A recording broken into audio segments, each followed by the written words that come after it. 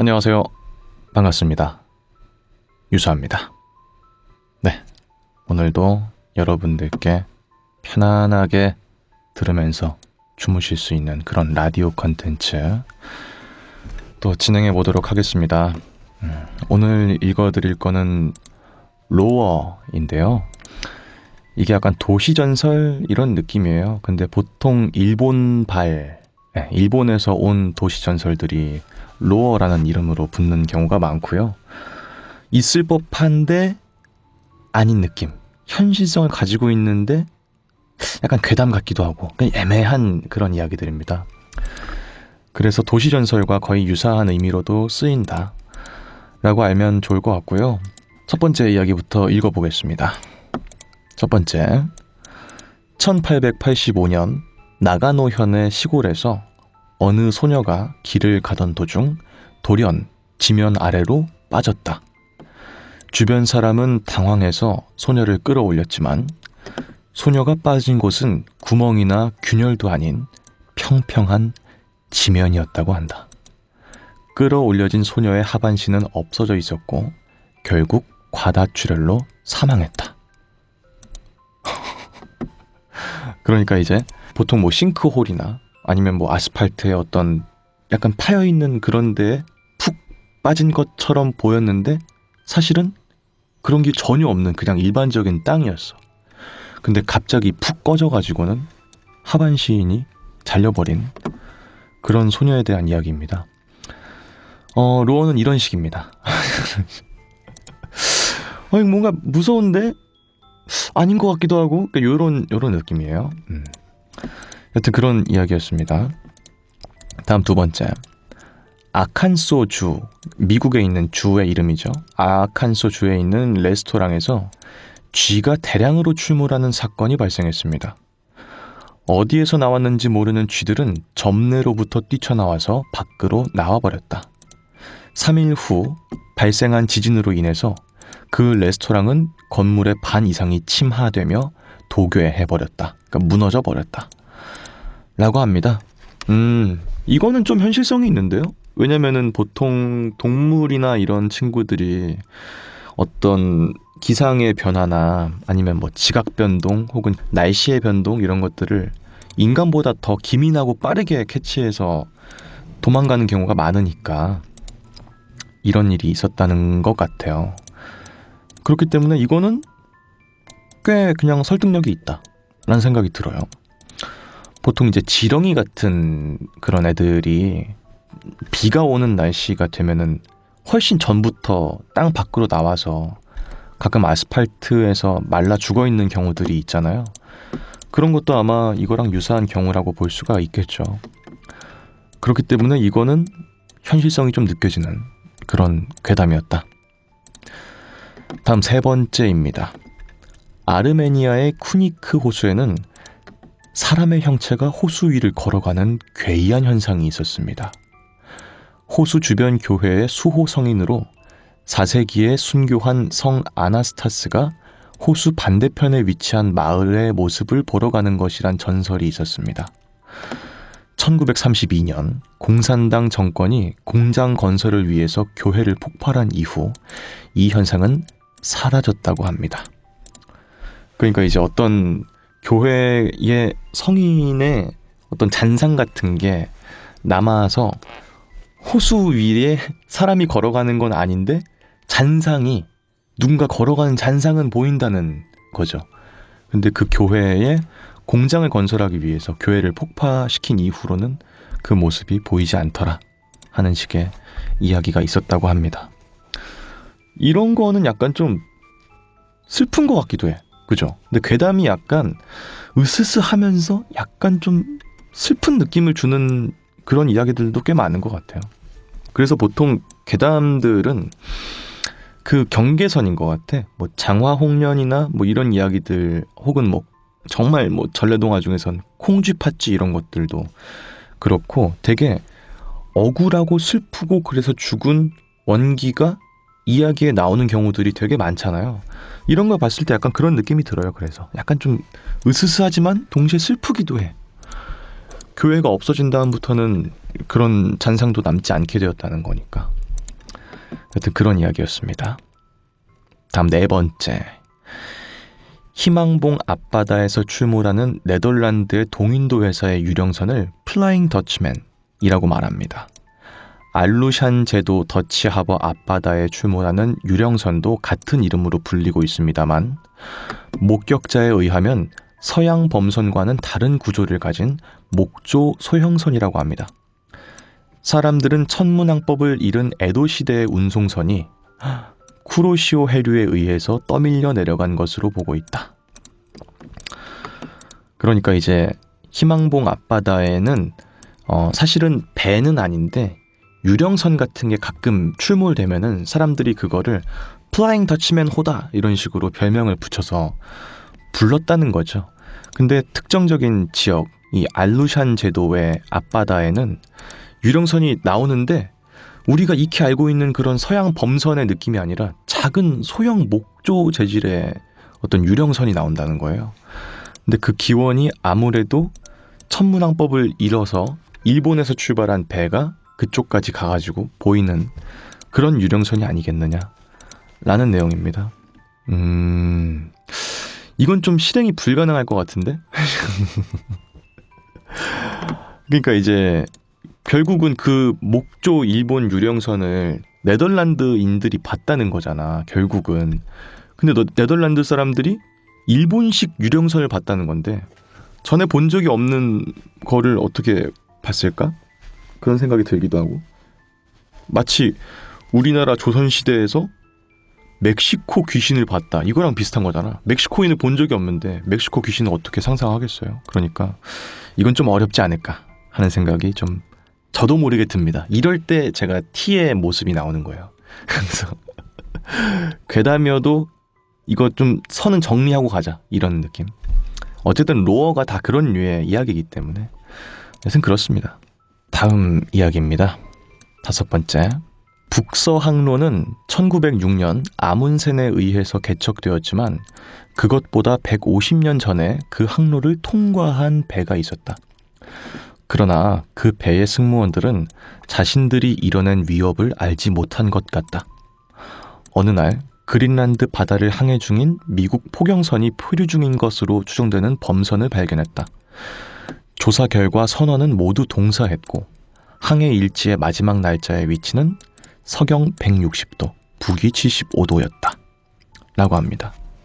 이거는 내가 뭔 내용인지 몰라가지고 안 무서운데요? 일단 북서항로가 뭐냐 밑에 적혀 있습니다.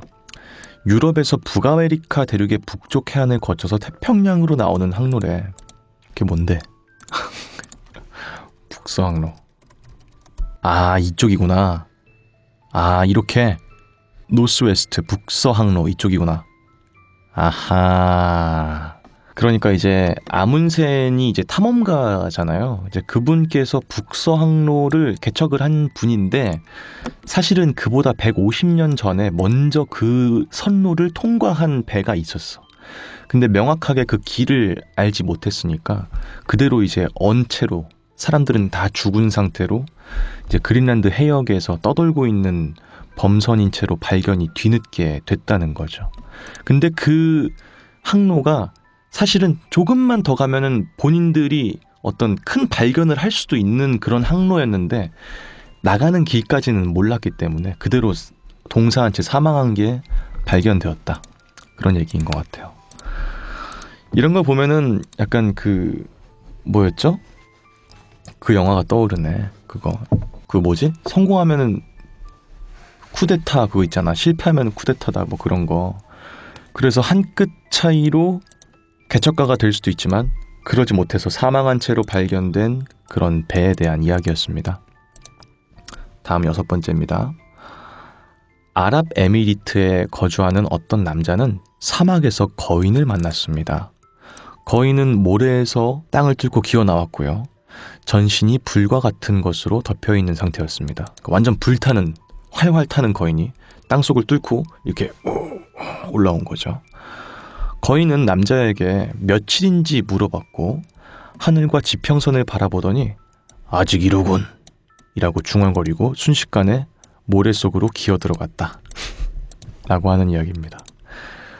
그러니까 이제 그 거인이 정체는 알 수가 없지만 온몸이 불타고 있는 그런 형태의 거인이었고 사막의 모래 속에 이제 있다가 이렇게 나와가지고 지금이 며칠인지 물어보고 시간이 아직 안 됐구만 이러고 다시 들어갔다는 얘기잖아요. 그러니까 지구 멸망이라든지 그런 걸 위해서 뭔가 기다리고 있는 그런 거인인 것 같아. 때가 되면 나와가지고 불몽둥이를 막 흔들면서 지구를 멸망시킬 그런 초거대한 거인이 아니었을까 하는 생각입니다. 그런 얘기인 것 같아요. 그죠? 다음 7번째입니다.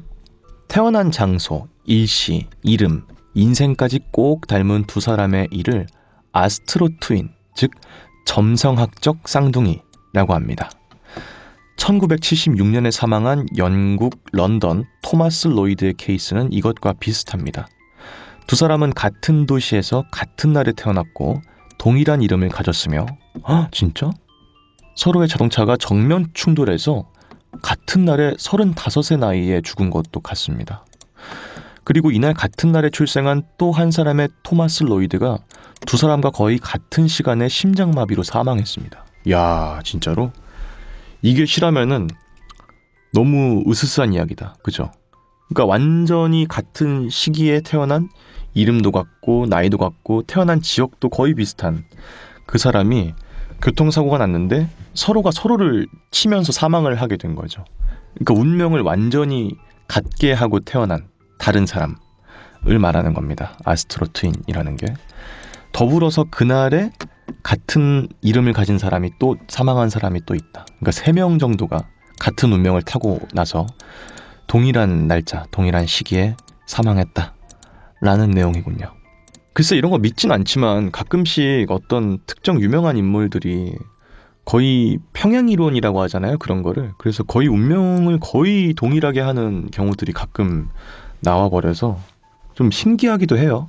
근데 저는 좀 과학적인 걸 좋아하는 편인데 이런 것들은 점성학적 쌍둥이라는 것부터가 과학적인 거랑은 좀 거리가 먼 거잖아요. 그러니까 잘 믿진 않지만 어떻게 보면은 사람의 운명이라는 게 사실은 크게 막 다르게 좌우되기가 어렵고 그냥 그 어떤 뭐랄까 한 개체가 겪을 수 있는 일이 그만큼 한정적인 게 아닐까 하는 생각이 들기도 합니다. 전 이런 걸 봤을 때요. 하지만 그렇다고 해도 같은 이름을 가진 사람이 같이 서로가 사망을 하게 된 사고로 인해서 그런 건 아주 드문 일이겠죠. 다음 8번째입니다. 1884년 4월 26일 영국 엑서터시에서는 대낮에 아무 예고도 없이 어둠에 휩싸이게 됐습니다. 일식 같은 거였나 보죠? 시민들은 공포에 빠지고 동물들은 잠에 들었으며 종교인들은 종말의 신호라고 생각해서 신에게 기도를 드렸습니다. 몇 시간 뒤 어둠은 사라지고 태양은 다시 나타나게 되었습니다.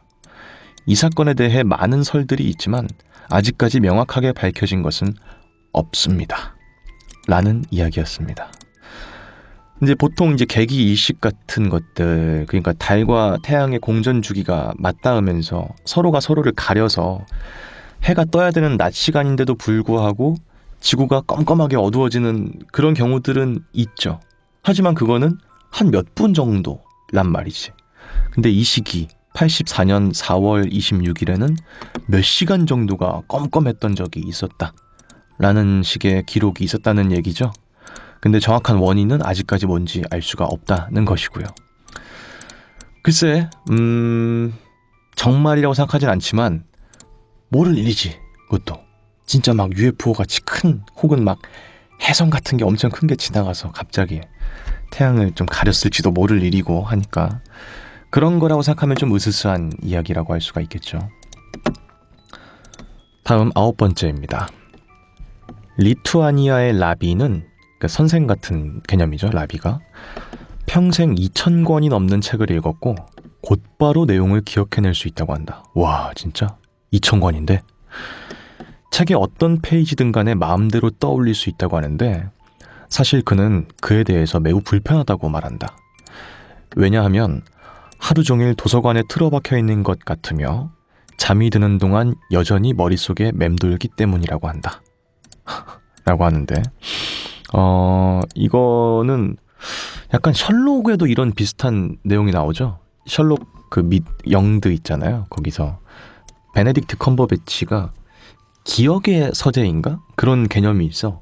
약간 걔는 순간 기억 능력자인가? 그래가지고 지나간 일들을 절대 잊지 않고 기억하는 능력이 있을 거예요. 그래서 한번 읽었던 책들은 다 머릿속에 다 개념처럼 저장이 돼 있어. 도서관처럼. 그래서 어떤 일이 있거나 하면은 자기 머릿속에 들어가서 책을 꺼내가지고 읽는 그런 장면들이 나오거든요. 천재들의 특성인 것 같기도 해요. 부럽다. 다만 근데 불편할 수도 있겠죠? 예, 되게 뭐랄까 의식이라는 거는 계속해서 왔다 갔다 하고 움직이고 하니까 쉴 틈 없이 계속 그런 게 자꾸 머릿속에 떠오를 거 아니에요. 그러니까 불편할 것 같기도 해요. 탐정학원 Q에도 나오잖아. 거기 여주인공이 메구미인가? 그런 이름인데 걔가 순간기억 능력자로 나오거든요. 걔도. 근데 사람들은 다들 순간기억 능력자라고 하면 되게 좋을 것 같다라고 하는데 자기는 잊고 싶은 기억도 잊을 수가 없기 때문에 굉장히 불편하다. 뭐 그런 식의 대사를 하는 게 나오거든요. 그럴 것 같아요. 얼마나 힘들까 싶기도 합니다. 신이 주신 가장 최고의 선물이 망각이다라는 말도 있지 않습니까? 여튼 그렇습니다. 다음 10번째입니다.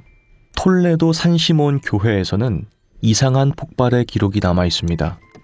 1228년 6월 땅의 소유권을 놓고 이 교회와 대립하고 있던 무슬림 남자가 갑자기 교회 앞에서 소리를 지르고 이내 자폭 테러를 벌이게 되었습니다.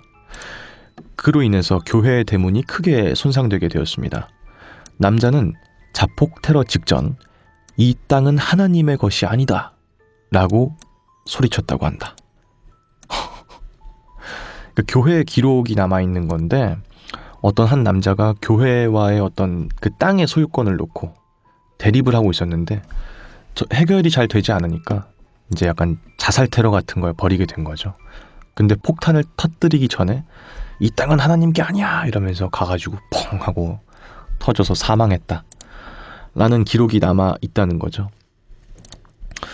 무슬림 남자였으니까 기독교랑은 대척되는 그런 종교가 아니었다 보니까 그랬을 수도 있을 것 같아요.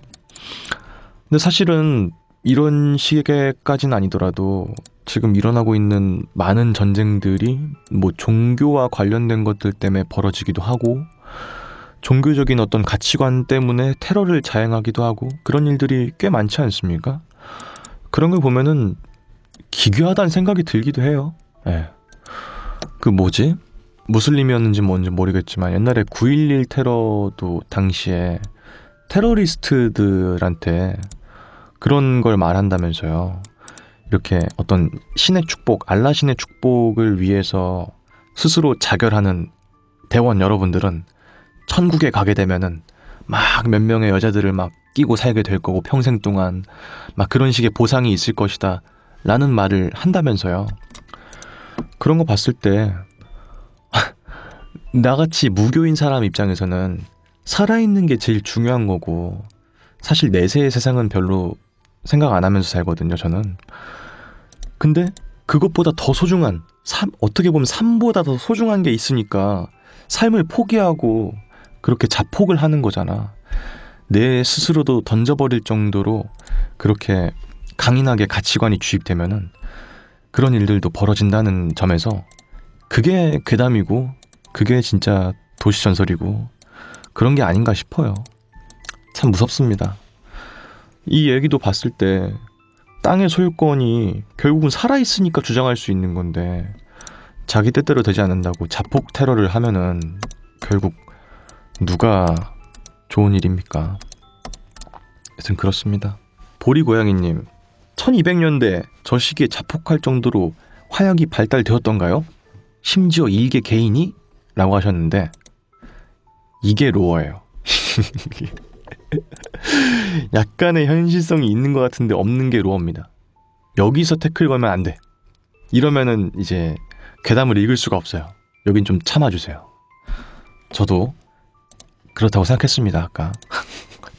하지만 넘어갔어요. 어쩔 수 없이. 다음 11번째 이야기입니다. 미국에는 역대 당주의 대다수가 외지에서 전사를 하는 해병대 가문이 있다고 합니다. 전투가 일어나면은 꼭 사망을 하는 그런 해병대 가문이 있다는 거죠.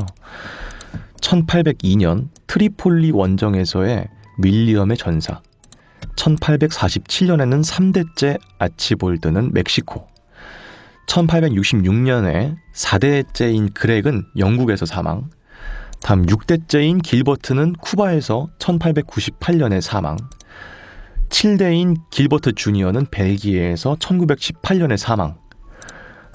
야, 계속이야? 다음 8대째인 폴은 시칠리아에서 1943년 사망, 다음 9대째인 스티브는 베트남에서 1969년 사망, 마지막으로 1898년에 10대째인 마이클은 파나마에서 전사했습니다. 연도가 안 맞는데? 아마 1998년인 것 같아요. 네. 10명 중에 8명이 해병대 일원이고 외국에서 전사한 기록이다. 근데 이거는 그럴 수 있을 것 같아. 왜냐면 지금은 사실 세계적인 좀 안정기니까 어떻게 보면 상대적으로 전쟁에서 사망할 일이 거의 없지만 옛날에는 계속 전쟁이고 계속 알력 다툼이고 국가의 어떤 분쟁이고 그랬으니까 전투가 많았잖아요. 그러니까 이런 일들이 있을 법하고 게다가 해병대 가문이라면 더더욱이 해병대는 이제 해안선에서 싸우는 부대잖아요. 그러니까 이제 아예 바다면은 해군이고 아예 육지면 육군인데 해병대는 보통 침투를 하는 작전을 하는 부대란 말이야. 그러니까 제일 빡센 거란 말이에요. 전투 지역을 2개를 오고 가야 되니까 그런 위험한 작전을 수행하는 가문이라면 충분히 있을 법한 일이지. 전부 위험한 작전만 했을 거 아닙니까? 게다가 다만 그렇다면 너무 좀 그렇다. 그죠? 이 가문에 있는 게 좀 뭔가 저주처럼 느껴질 것 같기도 해요. 왜냐면 포레스트 검프에 나오는 그 댄 중이도 자기 가문을 약간 좀 자조하고 저주하는 그런 대목이 나오잖아요. 우리 가문은 대대로 다 죽었어. 다 실패한 전장이었어. 막 이러면서 그렇게 말하는 게 있으니까 이 해병대인 그 일원들도 다 뭔가 자기 처지를 좀 비난했을 것 같다는 생각이 들어서 썩 좋지만은 않았을 것 같아요. 다음 12번째입니다. 2003년 7월 14일 자정에는 기후현 카마가하라시 파출소에 술에 취한 남자가 들어온 적이 있었습니다. 남자는 길거리에서 말다툼을 하던 도중에 사람을 찌르게 됐고요. 놀라서 도망을 쳤지만 이내 본인이 찌른 거에 대해서 자수를 하러 왔다 라고 말하면서 피 묻은 칼을 경찰에게 보여주게 되었습니다. 하지만 경찰이 남자와 함께 도착한 현장에는 혈흔조차 없었고 피해자가 확인되지도 않았습니다. 이후 비슷한 사건이 5건이 더 있었지만 그해 10월이 지나고 이 일은 더 이상 일어나지 않았다고 합니다. 라는 내용입니다. 그러니까 이제 2003년 7월 14일에 자정에 어떤 한 남자가 술에 취해서 비틀거리면서 경찰관님 제가 누굴 찔렀는데요. 자수하러 왔습니다. 죄송합니다. 이러면서 경찰서에 들어온 거야. 그래서 예, 일단 알겠습니다. 한번 그 현장에 한번 같이 가보시죠. 갔는데 없어. 어떤 흔적 같은 거. 뭐 칼에 찔렸으면 피가 막 있어야 될 거 아니야. 근데 그런 것도 없고 깔끔해. 아무것도 없어. 그런 일이 5건이 더 있었다. 근데 그해 10월이 지나고 나서는 더 이상 그런 일은 없었다고 한다. 라는 이야기입니다. 야, 되게 이상하다. 근데 이런 유사한 일들이 좀 있지 않나요? 뭔가? 그러니까 헛거니까, 그러니까 이게 형태가 남아있는 게 아니니까 이 사람이 안다고 해서 저 사람이 알 수가 없는, A가 안다고 해서 B가 알 수 없는 그런 거를 여러 번 그런 일이 일어나는 거지. 그래서 마치 그게 뭔가 진짜 일어난 일처럼 보이는, 사실은 아닌데도 그런 경우들이 꽤 있죠. 저 하나 얘기가 떠오르는데요. 제가 옛날에 군 생활을 할 때 원래 소대장이 있었는데 짬이 많이 있는 중이었어요. 그러니까 이제 전역을 앞둔 중이었어요.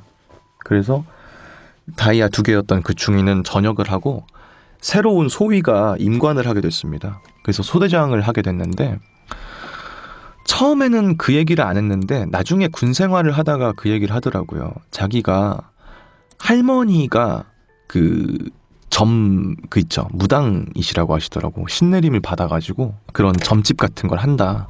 라고 언젠가 그냥 말씀을 하셨어. 그냥 그 말을. 근데 우리 부대에는 그런 전설이 있었거든요. 그 연병장에 대한 전설이 있었는데 탄약고에 이렇게 근무를 나가면 탄약고는 이제 외곽 근무입니다. 탄약을 이제 보관하고 있는 그곳을 탄약만 있으면 위험하니까 누가 빼돌리면 안 되니까 우리가 나가서 2명씩 조를 짜서 그 탄약고 앞을 꼭 지키게 돼 있어요. 그래서 이제 지키고 있으면은 뒤에 연병장이 있는데 막 뛰는 소리가 들린다는 거야. 멀리서부터 탁탁탁탁탁탁 이런 소리가 들린다는 거예요. 그래서 뭔 소리지 하고 딱 뒤를 돌아보면은 어떤 병사가 총까지 다 메고 군장을 다 맨 채로 막 뛰는 그런 모습이 보인다는 거야. 그래서 다들 기절초풍할 거 아니에요. 그 밤에 그런 병사가 갑자기 뛰고 있으니까. 그래서 확인하러 가면은 아무것도 없다는 거야. 그런 식의 전설이 있었어요. 우리 부대에. 근데 그 새로운 소위가 있지 않습니까? 새로운 소위가 당직 근무를 서게 됐어. 당직 근무는 밤을 새는 거예요. 그 밤에. 중대가 꼭 1명 정도는 깨어 있어야 되니까. 불침번 근무를 서는 거는 병사들이고 당직 근무를 서는 건 이제 장교나 뭐 부사관들인데 그날 장교 그 새로운 소위가 당직 근무를 서게 됐어요. 근데 당직 근무를 서면은 꼭 특정 시간대가 되면 한번 야외를 한번 쫙 돌아야 돼. 그 다른 순찰병이랑 같이 해서 싹 돌아야 되거든요. 근데 순찰을 돌고 있었는데 소위가 이러는 거야. 이러더래.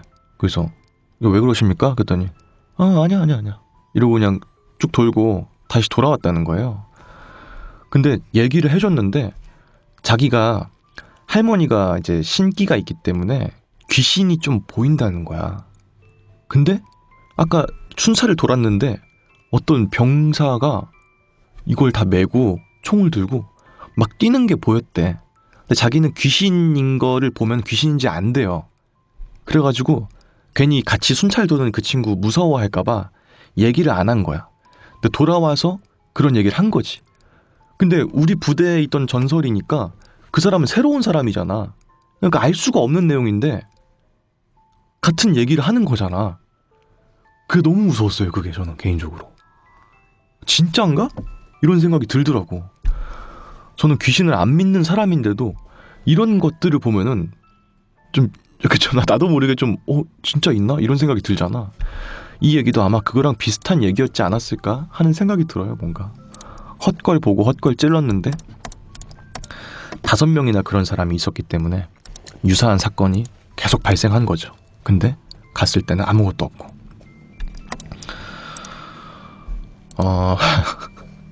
보리고양이님께서 로어보다 이 얘기가 더 낫네요. 그러게.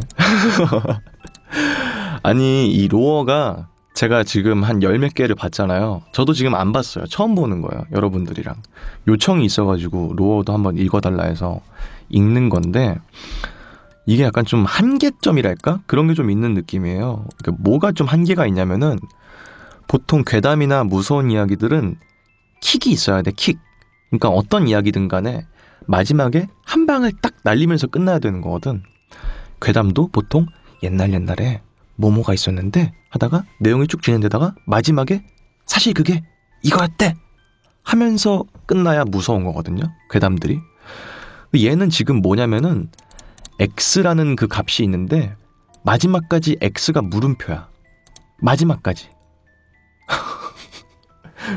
괴담이나 무서운 얘기들은 사실은 마지막에 X가 3이었대 이러면서 끝나야 정상인데 얘는 X가 마지막까지 모른대 이러고 끝나니까 되게 끝맺음이 안 되는 것처럼 끝나버리는 거야. 근데 그게 역설적으로 기괴한 느낌을 주기도 하죠. 근데 되게 애매한 거지. 퀄리티로 보자면은 그런 느낌이에요. 지금 10몇 개 봤는데 그런 느낌입니다. 그렇습니다. 여튼간에 으스스한 이야기였다. 다음 13번째입니다. 트럭 운전사 바트는 라디오를 들으면서 고속도로를 달리고 있었습니다. 그런데 갑자기 라디오 소리가 끊겼고 잠시 후에 소리가 나더니 자기를 구해달라는 남자의 목소리가 라디오에서 들리게 되었습니다. 남자의 목소리가 알려준 현장에 도착하자 한 대의 승용차가 발견되었고 승용차 안에는 정신을 잃은 한 남자를 발견할 수 있었습니다. 바트는 곧바로 응급처치 및 구급대 신고를 진행했고 승용차 안의 남자는 목숨을 건질 수 있었습니다. 야, 이건 좀 생각해보면 좀 무섭다. 그렇죠? 보통 이제 미국 쪽에 있는 트럭 기사들은 진짜 한도 끝도 없이 가잖아. 맨날 며칠 막 2박 3일, 3박 4일을 계속 운전해서 이런 텅 빈 고속도로를 막 달리는 그런 사람들인데 라디오를 막 듣고 있었어. 듣고 있었는데 갑자기 칙칙 하더니 라디오가 끊겨. 그러고서는 어떤 남자가 구해주세요. 구해주세요. 저 어딨어요? 막 이러면서 막 구해주는 소리가 라디오에서 막 들리는 거야.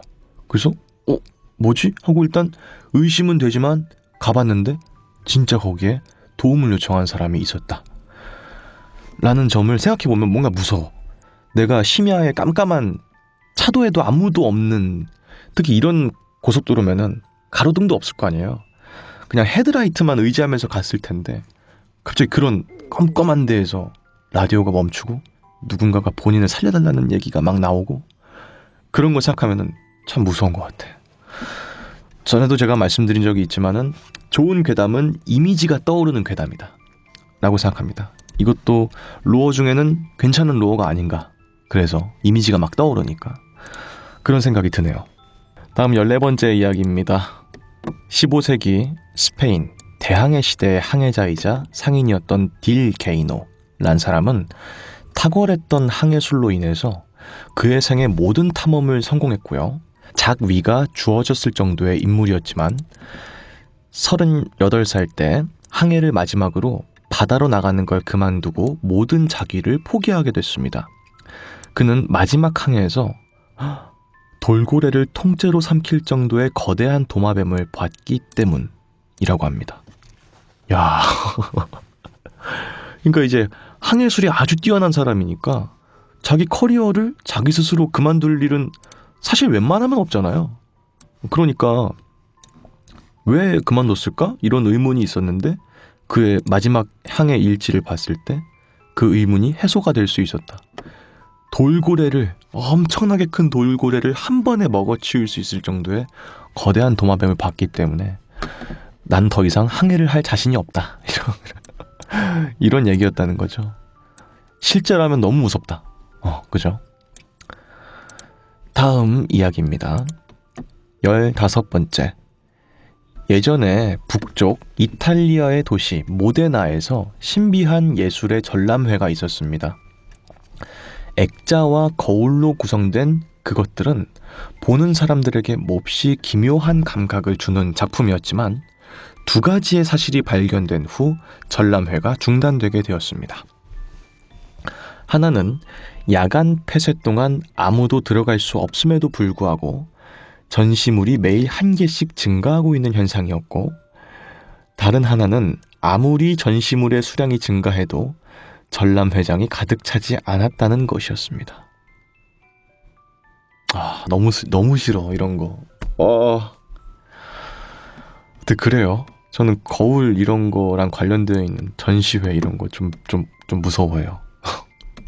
그래가지고 아무도 밤에는 그 전시회에 들어갈 수 없는데 전시물이 매일매일 늘어나고 있어. 나머지 하나는 계속 증가하는데도 불구하고 전람회가 차지가 않아. 란 점에서 공포스럽다. 확실히 근데 뭐랄까, 거울과 거울을 맞대고 있다든지 그래서 생기는 그런 이터널한 그런 공간이 주는 뭔가 기묘한 싫은 느낌이 있죠. 그래서인지 모르겠는데 요즘 엘리베이터들은 맞거울을 잘 안 대지 않나요? 그죠? 보통 이제 들어가는 입구에만 거울이 있고 옛날에는 맞거울을 댔거든.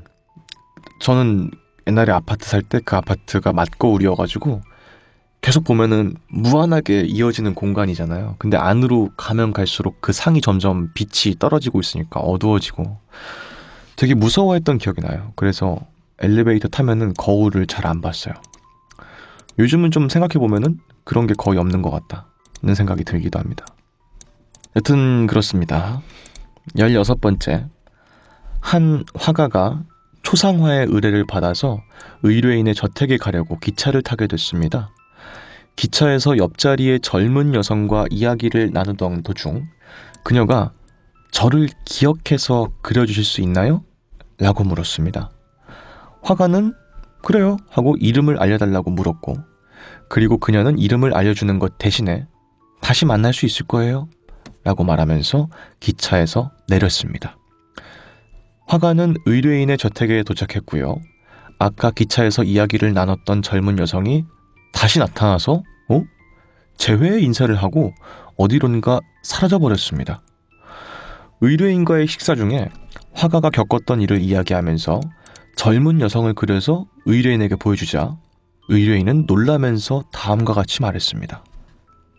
이 사람은 3년 전에 죽은 저희 딸입니다. 이거 무섭다.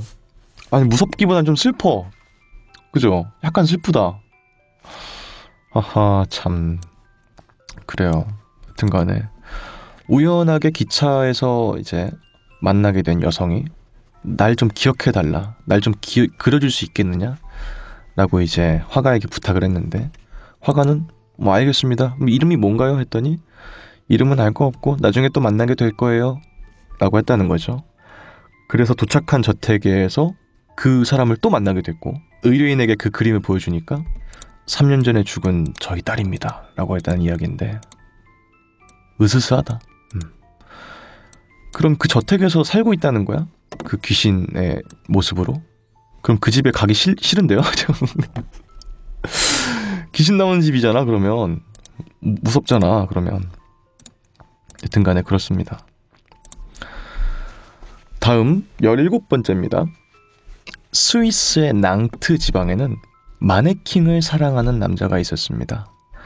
그는 어느 옷가게에 있는 여성형 마네킹에게 사랑의 말을 속삭였습니다. 옷가게의 주인은 남자를 단념시키기 위해서 그 마네킹 옆에 남성형 마네킹을 안기듯이 배치해 놨습니다. 그 다음날부터 남자는 남성형 마네킹에게 저주의 말을 속삭였습니다. 라는 이야기였습니다. 미친 사람이네요. 마네킹에게 어떤 되게 좀 예쁜 마네킹이었나 보지. 그래가지고 너무 멋있어, 너무 사랑해요 이렇게 하니까 옷가게 주인이 미친 사람이니까 자꾸 남자 마네킹을 갖다 놓고 이제 안겨있는 자세로 놨다는 거죠. 그랬더니 그 남자가 마네킹을 떼어놓는다든지 그런 시도를 하는 게 아니라 남자 마네킹한테 저주의 말을 퍼부었다. 매일매일 그런 식의 이야기입니다. 상식적으로 뭔가 이해가 되는 그런 느낌이 아니니까 거기서 오는 으스스한 느낌이 분명히 있는 것 같아요. 이거랑 별개로 저는 개인적으로 마네킹을 별로 안 좋아합니다. 저 같은 분이 있을걸요? 마네킹 별로 안 좋아하시는 분? 없어요 혹시? 지금 혹시 보시는 분들 중에서 마네킹 안 좋아하는 분 계시면 좀 손 좀 들어주세요. 저는 되게 마네킹을 무서워하거든요. 아마 공포증의 일환일 것 같아요. 제가 공포증 많이 알아봤는데 공포증의 일환이 아닐까 싶습니다. 실은 그런 마네킹을 두려워하는 공포증이 있습니다. 오토마토포비아라고 해서 같이 알아봤는데 저랑 예전에 마네킹뿐만이 아니라 마네킹 혹은 인간과 유사한 인형들을 다 두려워하는 그런 공포증입니다. 전 어렸을 때 마네킹을 굉장히 무서워했습니다. 이유가 있는데요. 제가 유치원쯤 됐을 때에 아주 어렸을 때 꿈을 꿨어요. 지금도 기억이 생생해요. 그 꿈이 어떤 꿈이었냐면은 그 어린 나이인데 어떻게 그런 꿈을 꿨는지 모르겠어. 근데 어쨌든 간에 영화처럼 진행되는 거예요. 저는 이제 관찰자, 영화를 어떤 스크린을 보고 있는 그런 시점처럼 꿈이 어떤 영화를 보는 것처럼 진행이 됐어. 유치원 때 그런 꿈을 꾼 거예요. 뭐였냐면은 백화점이야. 백화점인데 밤이에요. 자정이 훨씬 넘은 시간인 것 같아요. 근데 이제 1층은 보통 이제 되게 비싼 의류들의 옷가게들이 있잖아요. 그래서 마네킹들이 우아한 옷을 입고 유리 같은데 다 진열이 되어 있었어요. 적막하죠. 사람은 없고 불은 꺼져 있고 아무 소리도 안 들리는 그런 게 보이는 장면이었어요. 근데 되게 약간 나이가 있으신 경비원 분께서 야간 순찰을 돌고 계시는 거야. 손전등만 의지해서 이렇게 막 하는 거예요. 근데 마네킹이 이렇게 딱 비쳤는데 멈춰 있어. 그냥 이렇게 이런 식으로 멈춰 있는 거예요. 그러면서 막 체크를 하는 거예요. 하다가 어떤 마네킹을 봤는데 뭔가 이렇게 움직이는 게 보이는 거야. 그래서 할아버지가 뭐지? 하면서 뭐 잘못 봤나? 이러면서 막 눈을 막 비비면서 다시 봤는데 원래대로 돌아가 있어. 잘못 본 거지. 헛걸 본 거지. 그 할아버지가. 그래서 헛것이었구만 이렇게 안심하고 있는데 그 마네킹이 갑자기 꽉착착 하면서 유리를 깨고 나와가지고 그 경비원을 목을 막 졸라서 죽여요. 그래가지고 마네킹들이 그때부터 옆에 있는 마네킹들도 유리를 막 깨고 나오면서 움직이기 시작해. 마네킹들의 반란이 시작된 거야. 그래서 이제는 우리가 인간을 지배한다 이러면서 마네킹들이 인간을 지배하는 꿈을 꿨어. 아주 어렸을 때. 너무 생생해서 20 몇 년 지났는데 지금도 그 꿈의 장면이 아직도 선명해요. 그때 이후로부터 마네킹을 굉장히 싫어하게 됐습니다. 근데 그거랑은 좀 별개로 마네킹을 두려워하는 이유는 사실 마네킹 공포증, 그런 오토마토포비아가 있는 이유는 명백하다고 해요. 왜냐면은 일단 인간이랑 너무 유사하게 생겼는데 인간이 아니야. 거기서 오는 일단 기묘한 기분 나쁜 꺼림칙한 그런 느낌이 있고, 첫 번째로. 두 번째는 마네킹들은 보통 보관되거나 할 때 온전하게 사람처럼 보관되어 있지 않고 상하반신이 분리가 돼 있거나 혹은 경우에 따라서는 손만 있거나 상반신만 있거나 그런 경우들이 있잖아요. 그런 걸 봤을 때 인체랑 되게 유사한 비율과 외형을 가지고 있는 게 분리가 되어 있는 장면을 봤을 때 거기서 기괴한 공포를 느낀다는 거죠. 사람을 닮게 만든 형체인데 그게 분리가 되어 있으니까 신체 절단이나 그런 것들을 이제 떠올리게 만든다는 거죠. 그렇기 때문에 마네킹 공포증이 있는 거는 그다지 이상한 현상이 아니고 꽤나 많은 사람들이 마네킹을 두려워하기도 한다라고 그때 봤습니다. 저도 어렸을 때는 뭐 바비 인형 이런 것들은 절대 손도 못 댔어요. 네, 너무 무서워서. 김지혜님께서 여자 마네킹은 안 무섭지 않냐고 하셨는데 남녀 아이 뭐 다 똑같이 다 무서워요. 그냥 되게 싫어요. 즐겁다님께서 유튜브에 마네킹으로 만든 기괴한 영상을 보고 나서 마네킹이 싫어졌습니다. 그거 뭐지? 무슨 노래 부르는 그거죠? 예, 그거 어떤 미친 사람이 만든 그거? 무슨 되게 이상한 노래, TTS가 노래 부르는 그런 영상인데. 그거 좀 무섭죠? 보리 고양이님께서 영화 마네킹도 이쁜 누나가 나오는 로맨틱 코미디물이었는데 뭔가 깨름칙해서 보는 내내 불쾌했던 기억이 이라고 하셨는데, 또 그렇습니다. 마네킹이 뭔가 기괴한 느낌을 주는 느낌이 있죠. 근데 제가 옛날에 한 반년 정도 옷가게에서 직원으로 일했던 적이 있었거든요. 좀 대형마트, 대형 백화점에 있는 옷가게에서. 그때도 너무 싫은 거야. 옷가게에는 무조건 마네킹이 있을 수밖에 없잖아요. 근데 너무 싫은 거야. 손을 못 댔어요. 그래서. 근데 그러다가 일을 하다 보면은 어쩔 수 없이 마네킹을 만져야 되잖아. 마네킹의 옷을 벗겨서 새로운 시즌의 옷으로 입혀 놓는다든지 아니면은 행사장에 있는 마네킹을 막 옮긴다든지 해야 돼서 마네킹을 만져야 될 일들이 있었는데 그때가 처음이었어요. 제 인생에서 마네킹을 직접 만진 게 처음이었어요. 그때 나이가 20 중후반 때였어. 근데 확실히 그런 노출요법 같은 게 중요하다고 하잖아요. 많이 만지니까 좀 낫더라고요. 그 다음부터는 좀 만지는 거까지는 괜찮은데 그 이전까지는 마네킹 손도 못 댔어. 만지는 건 아예 그냥 상상을 하질 않았어요. 하여튼간에 그런 적이 있었다. 또 그렇습니다. 저뿐만이 아니라는 점에서 좀 약간 위안이 되기도 하네요. 여러분들 생각보다 많은 분들께서 마네킹을 좀 두려워하고 계셨군요. 다음 19번째 루어입니다. 미네소타주, 미국에 있는 주죠. 바티스라는 남자가 있었는데 1994년에 새긴 한자 문신을 매우 좋아했습니다. 근데 뜻을 알고 한 건 아니었고요. 단지 멋진 디자인이란 이유로 다리에 새긴 거였습니다. 2004년 그는 자전거 사고로 중상을 입게 되었고요. 2년 후 독사에 물려서 사망했습니다. 문신의 한자는 두 글자였는데 각각 뱀 그리고 다리였다고 합니다. 그래서 뭔가 중상을 입고 2년 후에는 독사에 물리게 됐는데 사인 같은 게 약간 미리 문신으로 적어놓은 것 같은 그런 느낌이라는 거죠. 참 사실이라면 으스스한 이야기네. 확실히 근데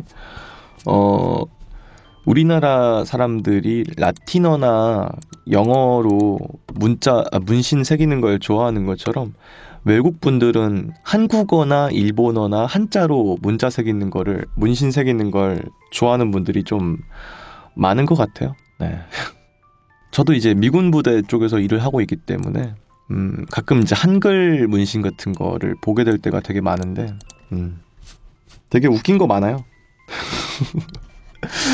보통 뜻을 모르거나 아니면은 미국식으로는 괜찮은 뜻인데 한국말로 바꿨을 때 뭔가 되게 이상한 느낌을 주는 문장이거나 그런 경우가 많죠. 여튼간에 그렇습니다. 근데 아마 외국 분들이 봤을 때 우리나라 사람들이 였다가 새기는 그런 문신들이 다 그런 느낌이지 않을까? 라는 생각이 들어요. 저랑 같이 일하는 분도 이쪽에 레터링이 한 분 있으시거든요. Once in a lifetime이라고 적혀 있었어요. 그러니까 생애 한 번이라는 뜻이잖아. 그러니까 그게 한국말로 생애 한 번이라고 적혀 있다고 생각하면 좀 뭔가 요상하잖아요. 그러니까 이런 느낌이 들잖아. 전 그분한테 좀 물어봤어요. 혹시 에미넴 팬이냐고. 에미넴의 그 Lose Yourself라는 그 노래 가사도 그런 게 들어가는 게 있어가지고 혹시 랩을 좋아하시는 분인가 싶어서 물어봤던 기억이 있습니다. 그런 느낌이었겠죠. 근데 우연히 또 맞아 떨어져 버린 그런 느낌이네. 보리 고양이님께서는 사족이라고, 그죠? 뱀 사자에 다리 족이면 사족이니까. 사족은 좋지 않은 뜻인데, 그죠? 뱀에게 다리가 있는 거는 이제 불필요한 그거니까 사족을 붙인다라는 말이 이제 불필요한 거를 자꾸 붙일 때 말하는 거잖아요. 그러니까 왜 문신으로 사족을 새겼냐 이거지. 그러니까 예뻐 보였나 봐. 근데 뱀사자랑 다리 족자가 예뻐 보였나 봐요. 다음 20번째입니다. 1994년 3월에 어느 자정에 미국에 거주하는 화가 마이클 알루가 새로운 작품에 착수하고 있었습니다. 그런데 밑그림을 그리려고 새하얀 캔버스 앞에 붓을 갖다 대는 순간에 갑자기 의식을 잃었습니다. 그가 정신을 차렸을 때 캔버스에는 빛나는 십자가가 그려져 있다고 한다. 독실한 기독교인이었던 마이클은 그 그림을 지금도 소중히 간직하고 있다고 한다. 라고 하는 이야기였습니다. 그러니까 이제 정신을 잃었기 때문에 뭘 그릴 수가 없는 게 당연한 거잖아. 근데 정신을 차리고 보니까 이미 빛나는 십자가가 캔버스에 그려져 있는 상태였다는 거지. 뭔가 영적인 체험을 해버렸다는 거죠. 본인이 이제 의식을 잃어버린 순간에. 저는 개인적으로 기독교인은 아니기 때문에 공감이 되진 않지만 통성 기도나 그런 것들 있죠, 기독교에서. 그래서 약간 좀 방언을 터뜨린다라고 하죠. 되게 이제 본인의 의식을 거치지 않고 뭔가 무의식에 있는 그런 하나님에 대한 그런 거를 다 말하는 자기의 신앙적인 고백을 막 큰 소리로 하나님 계시면 뭐 주를 여기옵시고 하면서 아버지 하면서 막 눈물 흘리면서 그렇게 하는 게 이제 방언이라고 하지 않습니까? 보통 이제 여름 캠프나 이럴 때 그런 것들을 할 때가 있거든요. 뜨거운 막 무슨 막 기도회 막 이렇게 해가지고 기괴한 느낌이 들어요. 예, 죄송한 말씀입니다. 기독교인 분들께는 죄송한 말씀이에요. 근데 이제 기독교인이 아닌 제 입장에서는 뭔가 집단적으로 100명, 200명 되는 사람이 강단에 모여서 그렇게 통성 기도로 누구는 감정에 복받쳐서 막 울고 막 그렇게 쏟아내는 감정 그런 게 되게 무섭더라고요. 전 개인적으로 무서웠어요. 왜 하는 건지 모르겠지만 성령의 충만함을 토해내는 그런 기독교적인 과정이고 의례겠죠. 근데 저는 개인적으로 좀 무서웠습니다. 오히려 그런 게 없었으면 제가 교회를 다녔을지도 몰라요. 근데 약간 그런 게 약간 좀 무서워서 교회에 안 가게 되더라고요. 저는 그랬어요. 아무튼 그렇습니다. 그런 걸 이제 보통 기독교에선 체험이라고 이름을 붙여서 보통 이제 그런 기독교적 체험을 했을 때 사람들 앞에서 이야기를 나누기도 하고 영적 체험을 하지 않으면 아직 온전한 기독교인이 아니다 라고까지도 하는데 저는 그런 문화가 좀 거리낌이 있어요. 그래서 기독교를 조금 안 가게 되는 것 같아요. 왜 제가 잘 아냐면은 기독교도 다녀봤고 절도 다녀봤어요. 그래서 제가 아는 거예요. 둘 다 제 취향은 아니었습니다. 근데 내 어떤 행동 양상이나 내 인생의 그런 거를 남에게 맡기는 거잖아.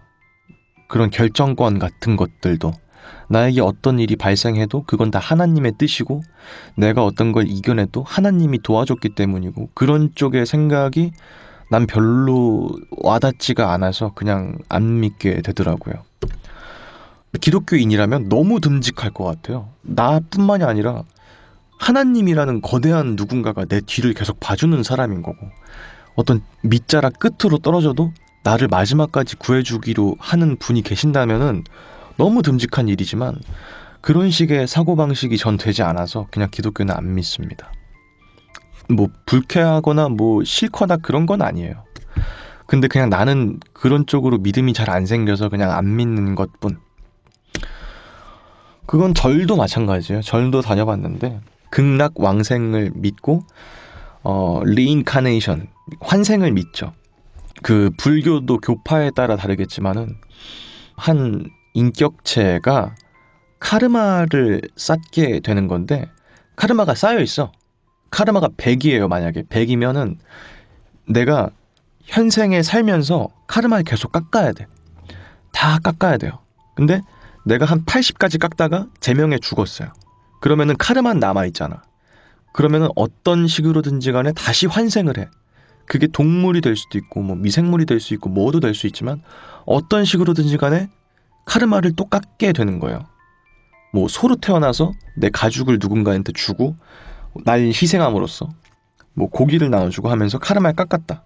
다음엔 뭐 파리로 태어나. 이런 식으로 계속 환생을 하면서 카르마를 깎는 거야.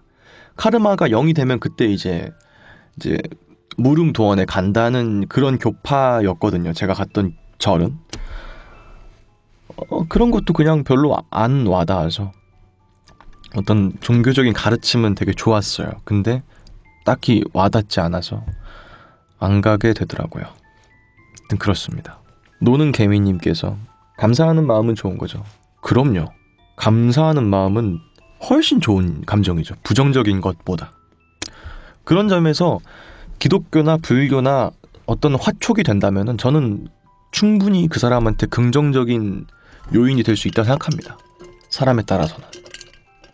SU팍님께서 논리적으로 납득이 안 된다는 뜻이군요 라고 하셨는데 그쵸. 논리적으로 납득이 안 되니까 제가 이제 안 다니게 된 거죠. 납득이 됐으면 제가 계속 믿었겠죠. 단지 종교의 문화가 마음에 안 들 뿐 신을 찾는 분 같군요 라고 하셨는데 그것도 약간 있을 수도 있어요. 전 신이 있었으면 좋겠어요. 개인적으로 그랬으면 좋겠어요. 근데 이제 제가 별로 마음에 안 들어하는 거는 한국식의 어떤 종교 문화를 별로 안 좋아하는 거죠. 한국식의 어떤 좀 뭔가 물질적인 것이 너무 많이 들어가 있거나 정치적인 거랑 너무 많이 연관되어 있는 그런 거를 별로 안 좋아하는 것 뿐이죠. 제가 있던 절은 되게 큰 절이었는데 우리 지역이랑 정말 크게 연관되어 있는 절이었어요. 그래서 부처님 오신 날이 되면은 시장님이 와가지고 연설도 한번 하고 막 이러는 거야. 그런 걸 봤을 때 그냥 별로였어요. 그냥 그런 게.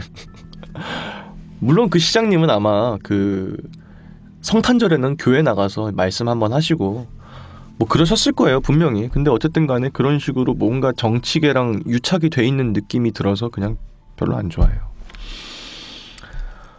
불가지론이냐 무신론이냐, 글쎄요, 깊게 생각해 보진 않았는데 지금은 일단 무신론에 가까운 것 같습니다. 생각을 별로 안 했거든요. 그냥 신의 존재에 대해서. 지금 수아님께는 시원함의 신이 깃들기를 기원합니다. 더워 보여서 안쓰럽네요 라고. 감사합니다. 그렇게 기도해 주신다니. 아멘. 성불하십시오. 어쨌든 첫 번째 이야기는 그렇게 읽어봤고요. 오늘은 두 번째도 한번 읽어보고 그 다음에 마무리를 지어보겠습니다. 90년대 초 일본에서는 작은 크기의 종이 위에 자신의 나쁜 습관을 빨간 글씨로 적은 후 12시 정각에 태우거나 땅속에 묻으면 그런 나쁜 습관 혹은 나쁜 기억들이 사라진다고 하는 소문이 유행했었습니다. 그러한 소문이 퍼지면서 따라하는 사람들이 점차 늘어나게 됐고 땅속에서 빨간 글씨로 적힌 종이를 발견하는 일이 많아졌는데 다음 해에 일어난 한 사건에 의해서 그 미신을 행하는 사람들이 사라지게 되었습니다. 일본의 어떤 현의 공터에서 빨간 글씨로 한 남자의 이름을 적은 대량의 종이가 발견되게 되었기 때문입니다. 그 양은 상당해서 액수로 치면은 80만 엔이 넘는 양이었다고 합니다. 한화로 치면은 거의 한 760만 원 정도의 액수의 양의 종이가 묻혀가지고 막 유수화 해서 막 접어가지고 땅에다 묻은 게 발견됐다는 거죠. 아주 섬뜩하죠. 이 일은 당시에 엄청난 이슈거리가 되어서 꽤나 시끄러웠다고 하고 이 사건 이후로 그런 소문, 유행 이런 것들은 다 사라지게 되었다라고 합니다. 그러니까 이제 나쁜 습관이나 나쁜 기억 같은 것들이 사라지게 되기를 기원하면서 그거에 대한 거를 키워드를 적어가지고 빨간 글씨로 땅에 묻는 건데 그 사람이 지구상에서 없어지길 바래서였는지 혹은 그 사람에 대한 나쁜 기억이 사라지길 바래서였는지 너무나도 많은 압도적인 양의 종이가 매설되어 있는 게 발견돼서 그때부터는 이제 사람들이 그런 걸 안 하게 됐다. 얼마나 싫은 기억이었으면 그 사람이 란 점에서 뭔가 좀 기괴한 느낌이 들고 이미지가 좀 떠오르잖아. 그리고 800만 원 가까운 어치의 그런 종이로 이렇게 빨간 글씨로 이름이 뭔가 써있는 게 무더기로 땅에 묻혀있는 그 모습이 뭔가 떠오르니까 약간 기괴한 느낌이 들기도 하죠. 다음 두 번째입니다. 엘리자베스 1세 시대 철학자였던 베이컨은 식료품의 부패를 막는 냉동 보존법을 연구했습니다. 그는 거리에서 닭을 구매해서 일부러 죽인 후 배를 가르고 안에 하늘에서 내리는 눈을 채우는 실험을 실시했습니다. 추위가 한창일 무렵에 이 실험을 하던 그는 감기에 걸리게 됐고 그 후에 악화돼서 폐렴으로 사망하게 됐습니다. 그 이후 거리에는 유령이 나온다는 소문이 있는데 그 유령은 베이컨이 아닌 닭의 유령으로 당시 많은 목격담이 전해지게 되었습니다. 슬픈데 뭔가? 근데 보통 이제 이런 식으로 사망했다는 그런 안 좋은 괴소문이나 그런 게 있으면 그 죽은 사람의 영혼이 도시에 떠도는 게 보통 주된 이야기인데 이건 그 닭의 그 유령이 나왔다는 거죠. 닭 유령은 어떤 식의 유령일까요? 그냥 닭 같은 모습일까요? 그냥 이러면서 다니는데 가까이 갔더니 없어. 이런 느낌일까? 하여튼 그렇습니다. 베이컨 얘기가 오늘 얘기 중에 가장 난해하다고요? 그래요? 전 이전에 난해한 거 되게 많았는데 이전에도 이건 좀 웃기기도 하거든요 약간. 하여튼 그렇습니다. 다음 세 번째입니다. 돌고래가 들으면 반드시 죽는 레코드라는 게 있습니다. 청각이 민감한 돌고래는 그 레코드에서 나오는 특수한 진동 때문에 과도한 경련을 일으키기 시작해서 최후에는 내장이 파열됨으로써 그대로 죽음에 이르게 된다고 합니다.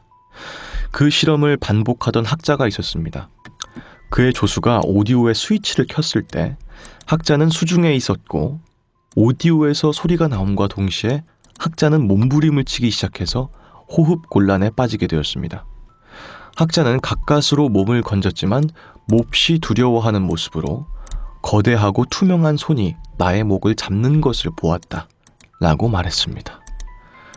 야, 그러니까 이제 돌고래가 들으면은 죽는 주파수가 있대요.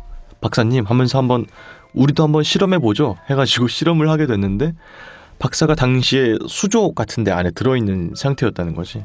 그때 조수가 딱 켰는데 그 주파수를 그 교수가 몸부림을 막 치면서 물속에서 막 이러면서 고통스러워했다는 거죠. 간신히 헐떡헐떡거리면서 교수가 나와서는 뭔가 보이지 않는 투명한 손이 내 목을 조르고 있었어 라고 말했다는 거죠. 그러니까 돌고래도 그런 유사한 모종의 사건의 이유로 사망을 하게 되는 게 아니었을까 하는 그런 이야기입니다. 뒤에 있는 그 투명한 손 이야기가 없었으면 차라리 좀 더 있을 법하다는 생각이 들었을 것 같은데 약간 아쉽기도 해요.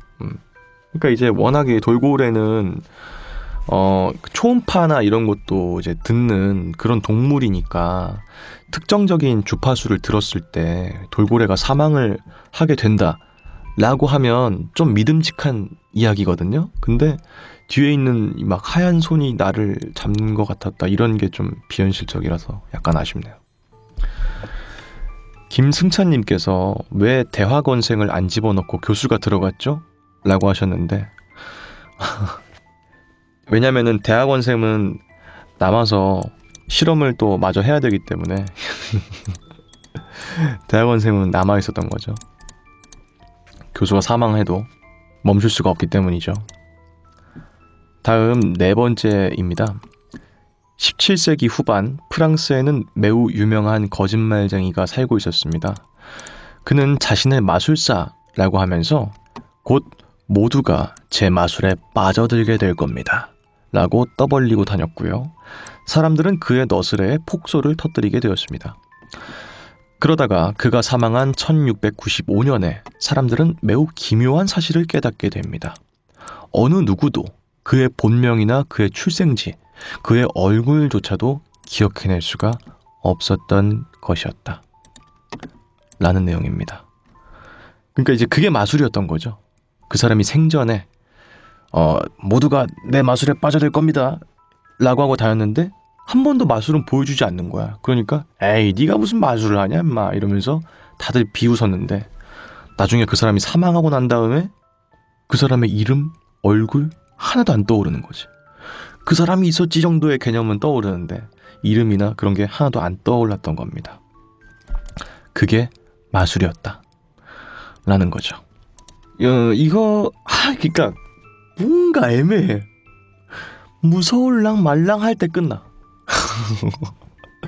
혹은 웃길랑 말랑할 때 끝나. 이래버리니까 재채기를 하려다가 이런 느낌으로 끝나니까 자꾸 약간의 찝찝한 그런 느낌인 거예요.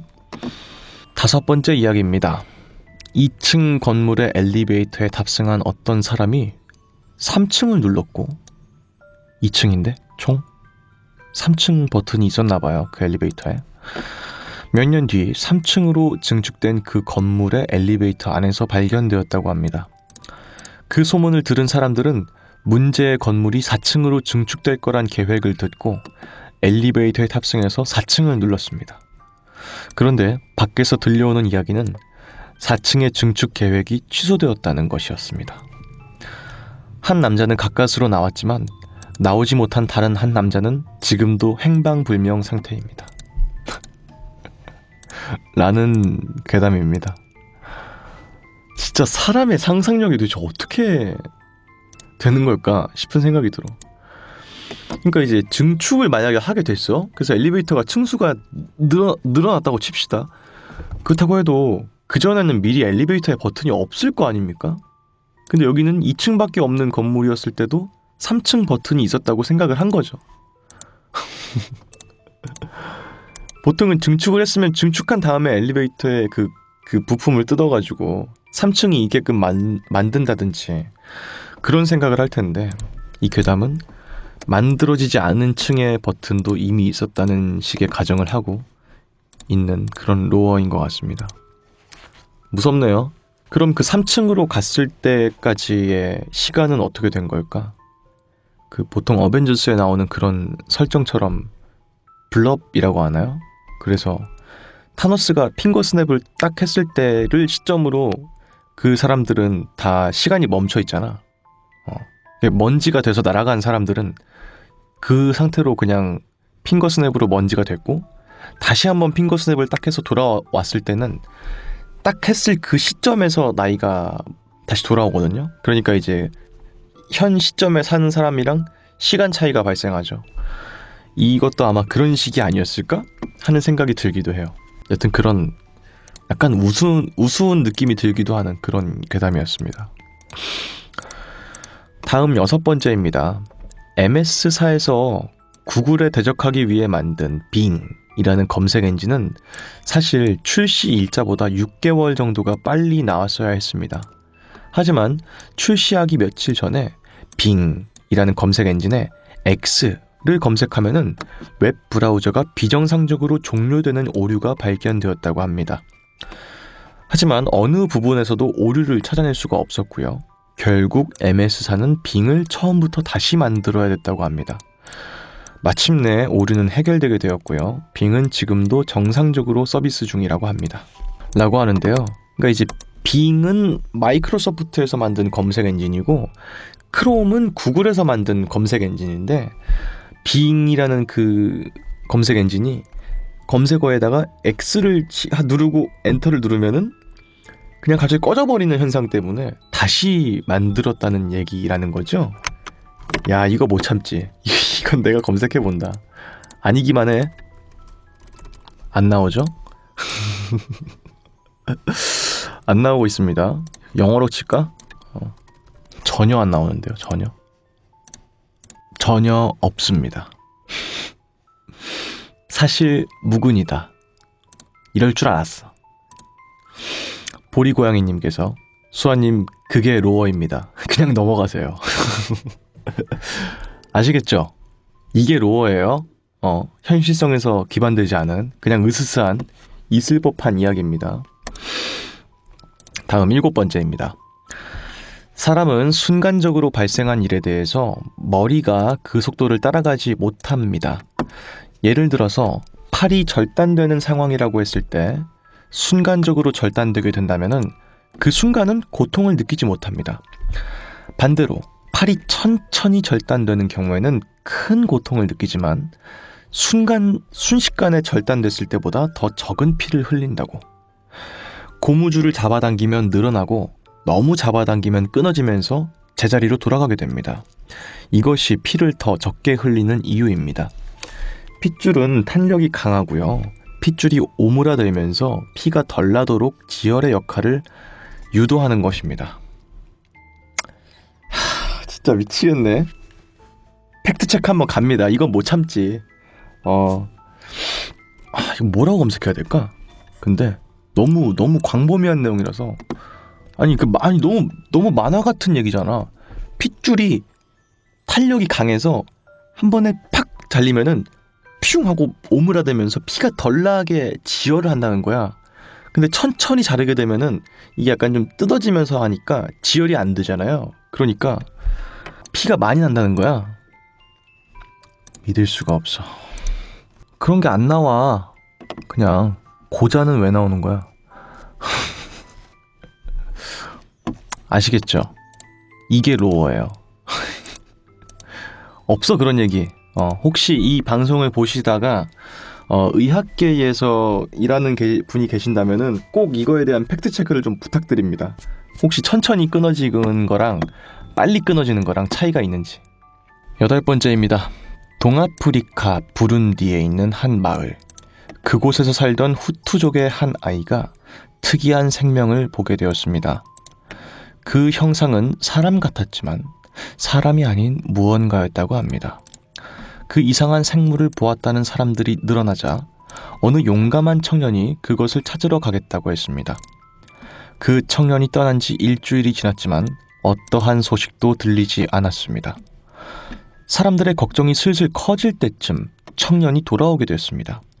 그리고 청년은 그런 것은 없었습니다 라고 말했습니다. 하지만 그 청년은 어떻게 버텼는지에 대해서는 결코 얘기하지 않았습니다. 이 일이 사람들의 머릿속에서 잊혀질 때쯤 마을에 기이한 일이 일어나게 되었습니다. 마을 사람들과 똑같이 생긴 또 다른 사람들에 대한 목격담이 지속되는 것이었습니다. 하지만 마을 사람들은 대수롭게 여기지 않았고 그저 헛것을 본 것으로 치부해 버렸습니다. 그로부터 며칠 후 마을 사람들은 경악했습니다. 특이한 생물을 찾으러 갔던 청년의 시체가 발견되었고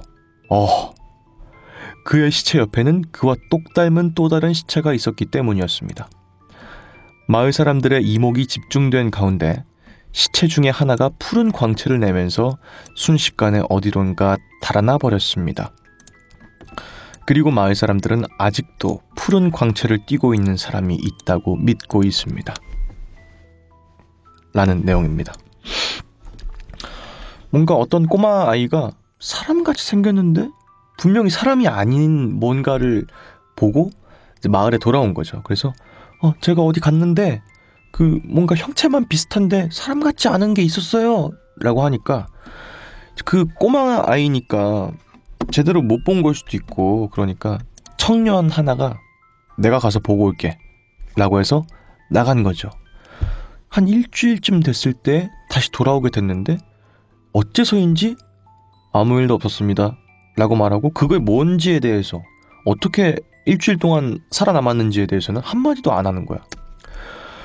그러니까 이상하다고 생각했는데 나중에 보니까 그것이 가짜였던 거지. 그 돌아온 청년이 가짜였다는 것이다. 기괴하다. 진짜 기괴하다. 보리고양이님께서 이게 정말 간만에 라이브의 마지막을 장식할 이야기입니까? 라고 상당히 실망한 듯한 느낌의 말씀을 하셨는데 여러분 박수 칠 때 떠나는 게 진짜 아름다운 뒷모습이에요. 여튼간에 그렇고요. 오늘의 라이브는 제가 이제 또 내일 4시에 일어나야 돼가지고 여기까지만 하도록 하겠습니다. 다음 또 영상 또 봐주시러 와주시면 감사하겠습니다. 다음에 또 라이브로 찾아뵙도록 하겠습니다. 지금까지 저는 유서였습니다. 그럼 다음 영상에서 또 뵙죠. 즐거운 추석 명절 보내시고요. 들어가세요.